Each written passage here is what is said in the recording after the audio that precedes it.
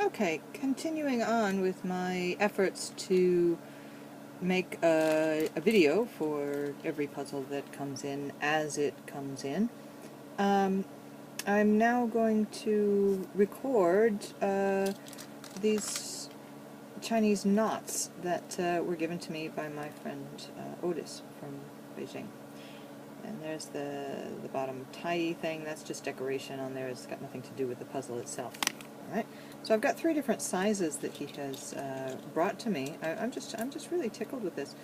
There's a keychain, the large one, and the smaller one. Now, there's the large and the small together.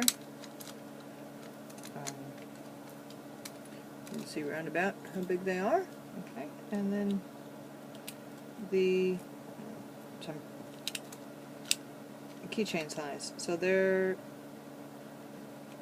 you know, three different sizes. So relatively close. So we're going to start off with the large one. And this is a domino, but you can see it's kind of got a lot of play in it, and I can turn it around this way. I'm not going to muck it up royally because the large one has these caps over the center bits. Okay, so you can see that they're all those gaping holes are capped. Okay, so that was how it turns, you know, around the central. And we'll just put this into a checkerboard pattern. I kind of like this because it looks like a butterfly when it, not now, but in a moment it will. Yep, get that thing out of the way. Okay, there you go. See? Butterfly.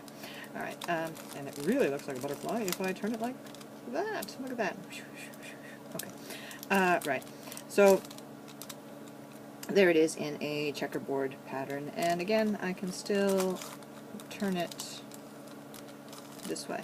Okay, so there we have the large.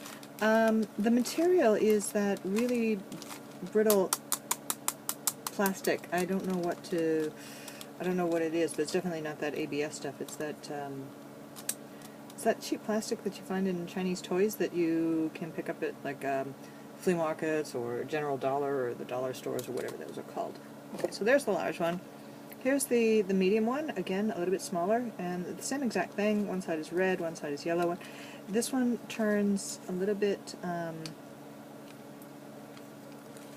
quieter, a little bit more smoothly than the large one. The pieces don't have that huge gap, they still gap. And as you can see, I've now checkerboarded that one. Alright, so I'm going to go ahead and turn it back, and then I'm going to show you another interesting thing about this one. Alright. Okay, so remember the big one had the center bits covered.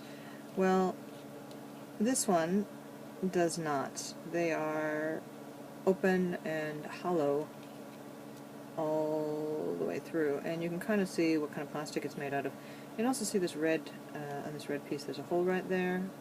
See my fingernail going into it. Okay. There's one on each side, and that's what I've tied the little dangly string through.